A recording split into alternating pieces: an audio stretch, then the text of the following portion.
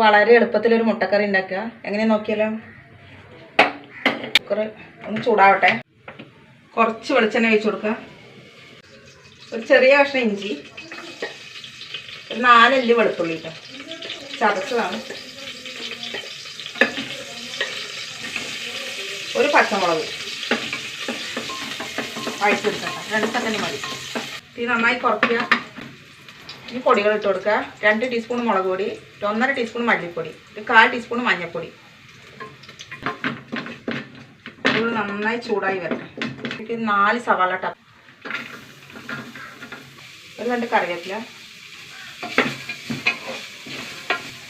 ഒന്ന് ഇളക്കി കൊടുക്കുക. ഇതിലേക്ക് ഒരു തക്കാളി,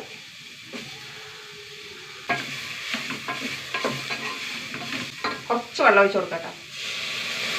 ഒരു 1/2 ഗ്ലാസ് വെള്ളം. ആവശ്യത്തിന് ഉപ്പിട്ട് കൊടുക്കുക. ഒരു 3 വിസിൽ വരട്ടെ. ഉള്ളി വെന്താ നോക്കാം.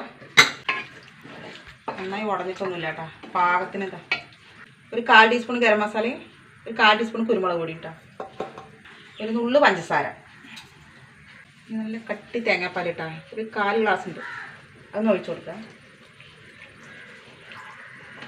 ഒന്ന് ചൂടാവട്ടെ.